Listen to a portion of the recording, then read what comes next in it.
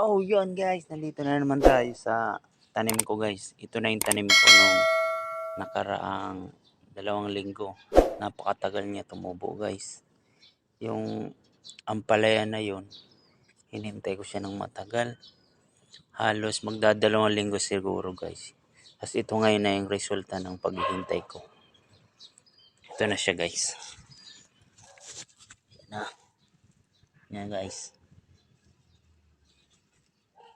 Laki na no. Ayan, ginawan ko na siya ng halungan niya. Gapangan niya. Ayan yung tinatawag sa amin na gapangan.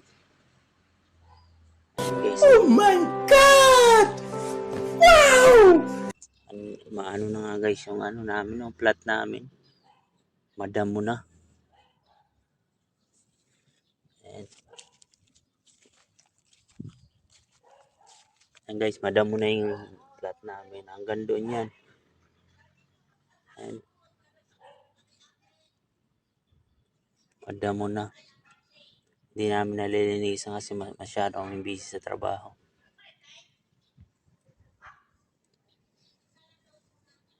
Ayan guys, oh. Ayan. Ito na pandak siguro to guys. Nakulangan siguro ng taba. Ayan, oh.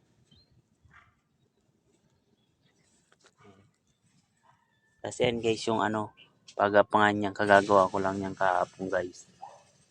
Hindi ko na napakita sa inyo kung paano yung paggawa ko. Kasi after ng trabaho ko ginawa ko yan eh. Bali sinideline ko lang.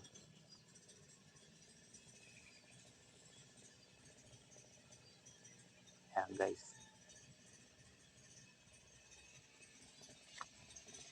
Napakatagal kayo ninintay guys. Kala ko hindi tutubo. Halos 2 linggo kong hinintay. Tapos nagulat na lang ako pagka umaga. Eh lumalabas na yung ampalaya na yon.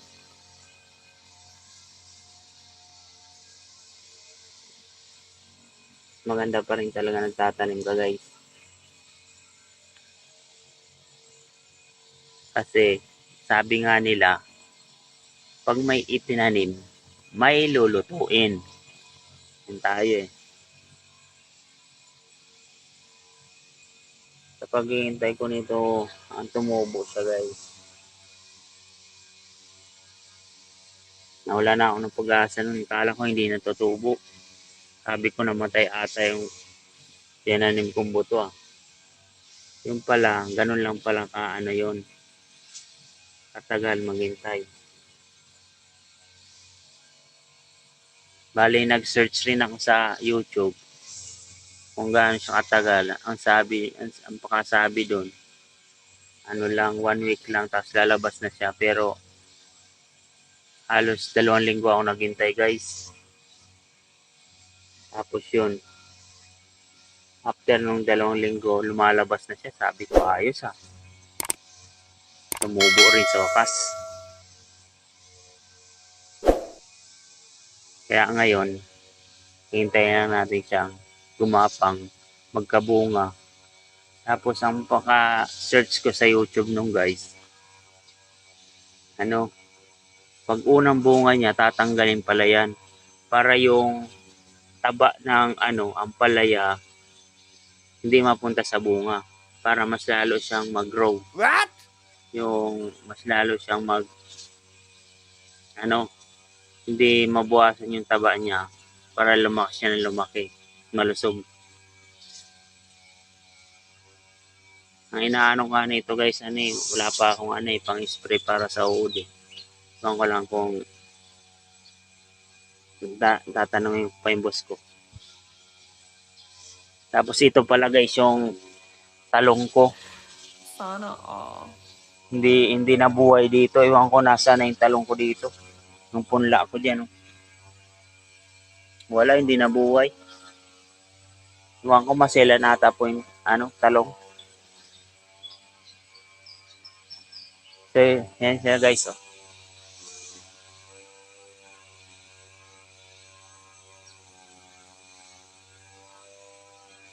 Sa mga susunod na araw guys, baka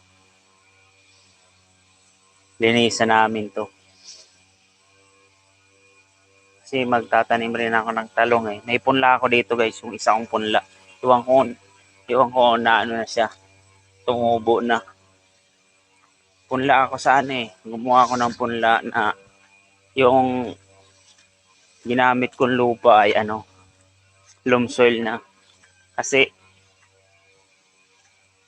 ano eh, ang tawag dito.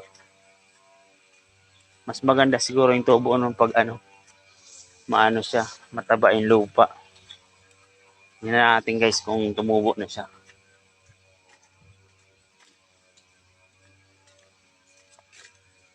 So yun guys, ay lumalabas na. Tingnan nyo guys. Nakikita nyo guys. Ayan na, lumalabas na siya. Ayan o, nakikita nyo guys. Lumalabas na siya. So yun, salamat. Sa mga darating na araw guys, baka magtanim rin ako ng talong doon. Nilinisan muna namin. Tapos, after nun, susunod yun, itatanim ng talong.